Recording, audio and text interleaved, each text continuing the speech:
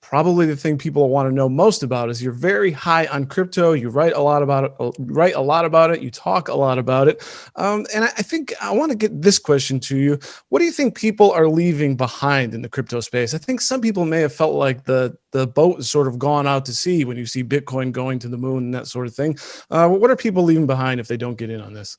If they don't get in on it, they're leaving behind at a top level the biggest revolution that we've seen in the internet and money, and the mix of those two combined that we will ever see in our lifetimes. This is actually a revolution in technology and a new way of doing things. So it's not just an investment, it's actually a really broad-reaching thing, and that's Bitcoin plus Ethereum and all the other parts of this digital asset network. But in terms of price, if we look at the previous cycles after they halved the supply of Bitcoin, called the halving cycle, happens every few years and it's predictable and forecastable, the price tends to go up 10, 20, 50x. And it would suggest that the price still has maybe another 400% to go, maybe even more this year, right? There's no asset that looks like this. Sure, you can speculate in options in gaming stocks or whatever it may be, yeah, but nothing as a $1 trillion asset class has this kind of upside. So that's the potential that's there. So even if you think, well, what happens if it falls 50%? So 50% is your downside and your upside is 400%. And you talked about in terms of changing money. Is this a threat to the US dollar, or will this remain sort of two different things in different universes? In a longer term, in a 20-year horizon, yes, it is a threat to the dollar. But, nobody wants their dollar to go up and down 5% a day, which is what Bitcoin does. Yeah. It's not stable. It's a store of value. It's more like gold right now. And its very existence caused the central banks, like the Federal Reserve, to set up their own versions of digital currencies. So it all starts slotting into this new digital world. So they understand that it's there, that people want to use it, people want to save in it, make investments, but they also want to make sure that it exists as part of the system that is already in place, because they want your taxes, obviously. Yeah. Now, as you say, I mean, as something is appreciating in value, why would I want to spend it, right? I might want to just hold on to it and let it to keep accumulating, right? So is there's something probably out there coming in the next couple of years that we don't even that we don't know about, or do you have your eye on maybe something maybe that's the Bitcoin of 2013 that might be used, or maybe the next big asset, or something that could actually be used as money? So look, Bitcoin is one thing which might be the store of value that might turn to money. But there's a whole world of digital assets out there. And many people watching this have seen everything from these digital pieces of art called non-fungible tokens. One of those sold today for $69 million. That's one thing. There's platforms like Ethereum where people are building the future of the internet of value. Mm-hmm. These things have real value. There are also other protocols, tokens, platforms that let all of these different things speak to each other. Like you and I don't know what computer you're on. I don't know what internet provider you're on. And we don't care, right? Right. Because it's called interoperability. That whole layer is going to come too. So we're not worrying about Bitcoin. We won't want to invest in it. But if I want to send you money, I don't care how it happens. Or if you want to charge for this video and make it instantly streaming, it may happen over Ethereum, but nobody cares. You care because you get the money at the end of it. Right. So there is a huge world of this that's all coming. So, I'm a big fan of Ethereum, and I'm a big fan of a lot of these other projects. Problem is when you go further out on the risk curve, you don't know which ones are going to really survive and get the network effects. Yeah. But Ethereum clearly has got the network effect. Bitcoin has. This whole space now is 1.7 trillion. If we compare it to the global equity market or global bond market, those are kind of 300 or 400 trillion in size. So you can see how big this can actually get over the next 10, 20 years. It's And that huge. makes me think, do I even need to understand how this all works necessarily? I mean, I should, as opposed to like, well, I don't really get the blockchain. This doesn't really make sense to me. Raul's talking about interoperability and connecting computers and all that. I don't really quite get how that works. It might be a bit technical, but if it makes me money, that's that's certainly a good thing, right? Yeah, and I think obviously you don't do things blindly. You have to have Yep. a basic understanding of what it is. But none of us understand the technology behind Google, but we own Google shares Right. because we understand where it's going or what it represents as a business. So if you just think in those terms, what does this digital asset space mean? Well, it means a potential future of the internet of money and the internet of value. If you think, yeah, I get that, this could be really huge, then you buy a few of these tokens and hold on to them.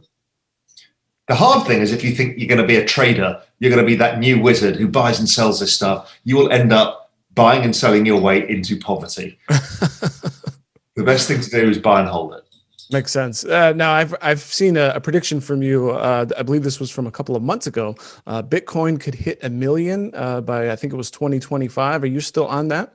Yeah, I mean, that's basically following the trend line, the logarithmic trend line that it's been following since its inception. So I'm not saying anything racy. It just sounds like a big number. Yeah.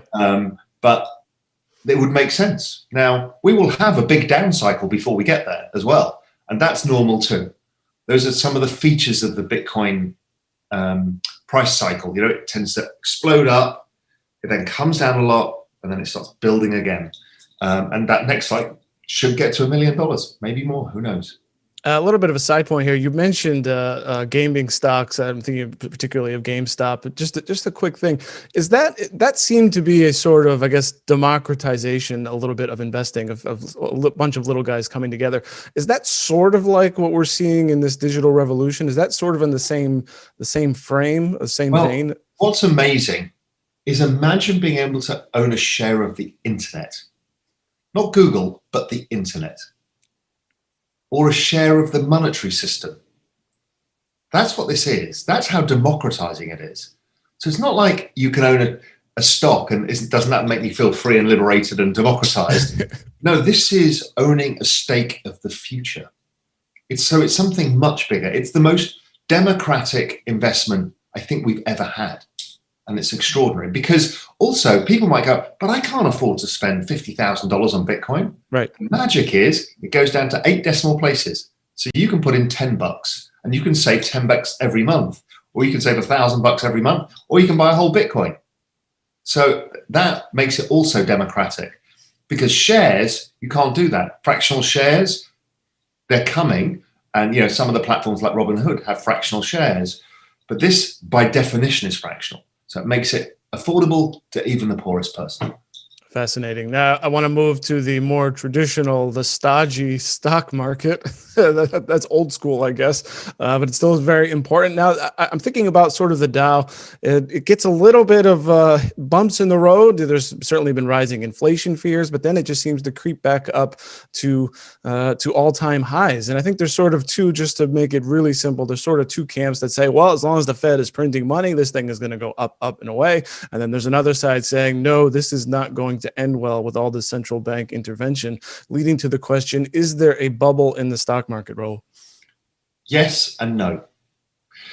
Yes, because the speculative activity is almost the highest on record, or if not the highest on record, above and beyond what we saw in 2000 in the dot-com bubble.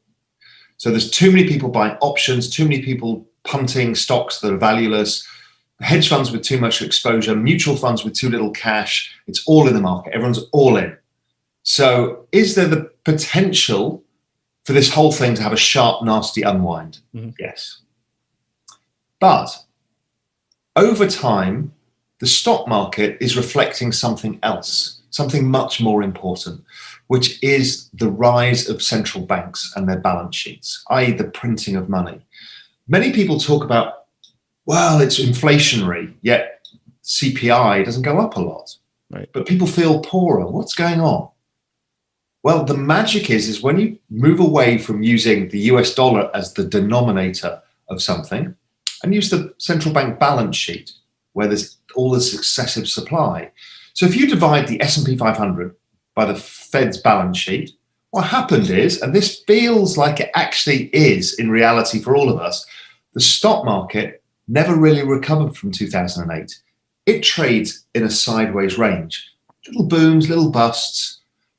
And what it's basically saying is almost all of the growth in the stock market is the central bank balance sheet. Yeah. The same applies to gold.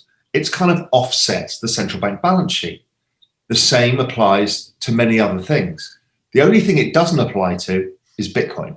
Bitcoin is the only asset that has protected people from the loss of global purchasing power of fiat currencies that have been printed to excess.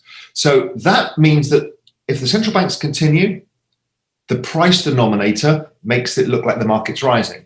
So for people who've seen that the Venezuelan stock market once went up, thousands of percent. Yeah. But once you take it away from being in Venezuelan bolivars and put it in US dollars, it had gone down.